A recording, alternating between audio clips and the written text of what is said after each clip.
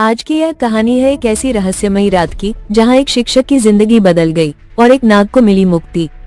इस कहानी को अंत तक जरूर सुनिए क्योंकि इसका अंत आपके दिल को छू जाएगा। गांव के बाहर एक पुरानी और सुनसान हवेली थी।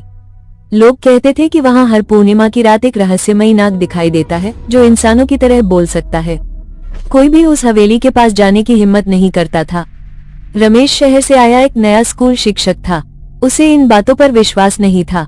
एक रात वो स्कूल से लौटते समय उसी हवेली के पास से गुजर रहा था।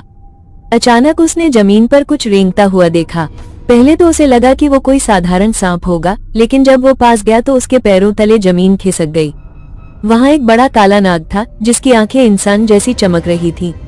नाग ने भारी आवाज में कहा, डरो मत रमेश, मैं तुम्हें कोई नुकसान नहीं पहुंचाऊंगा। रमेश कांपते हुए बोला, तुम बोल कैसे रहे हो? नाग ने गहरी सांस ली और कहा, मैं एक श्रापित इंसान हूँ। 100 साल पहले मैं इसी गांव में रहता था। लालच में आकर मैंने मंदिर का खजाना चुरा लिया था। तब एक साधु ने मुझे श्राप दिया कि मैं नाग बनकर इसी हवेली में कैद रहूंगा जब तक किसी इंसान का हृदय सच्चा नहीं होगा। नाग की आंखों में आंसू थे। उसने कहा, हर पूर्णिमा की रात मैं केवल 1 घंटे के लिए इंसान बन सकता हूँ, लेकिन लोग मुझे देखते ही मारने दौड़ पड़ते हैं।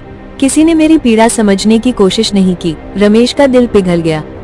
उसने कहा, यदि मैं तुम्हारी सहायता कर सकूं तो अवश्य करूंगा। इतने में गांव के कुछ लोग मशाले और लाठियां लेकर वहां आ पहुंचे।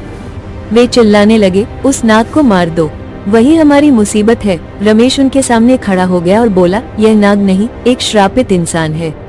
इसने कोई अपराध किया था, लेकिन अब ये पश्चाताप कर रहा है। इसे मारना पाप होगा। गाँव वाले कुछ पल के लिए चुप हो गए।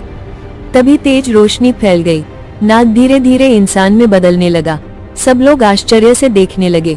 उनके सामने एक बूढ़ा व्यक्ति खड़ा था जिसकी आंखों में शर्म और पछतावे के आंसू थे। बूढ़े व्यक्ति ने कहा, आज मुझे इंसानी दया ने मुक्त कर दिया। तुम सबका धन्यवाद। ये कहकर वो प्रकाश में विलीन हो गया। उस दिन के बाद हवेली से डर खत्म हो गया। लोग समझ गए कि हर डरावनी चीज बुरी नहीं होती। कभी कभी करुणा और दया ही सबसे बड़ा जादू होती है। इस कहानी से हमें ये शिक्षा मिलती है कि लालच विनाश का कारण बनता है और दया मनुष्य को महान बनाती है। दया और करुणा से बड़ा कोई जादू नहीं होता। अगर आपको ये कहानी पसंद आई हो तो वीडियो को लाइक करें, अपने दोस्तों के साथ शेयर करें और नीचे कमेंट करके बताइए कि आपको ये कहानी कैसी लगी। ऐसी ही रहस्यमयी और रोचक कहानियों के लिए हमारे चैनल को अभी सब्सक्राइब करें और बेल आइकन दबाना न भूलें।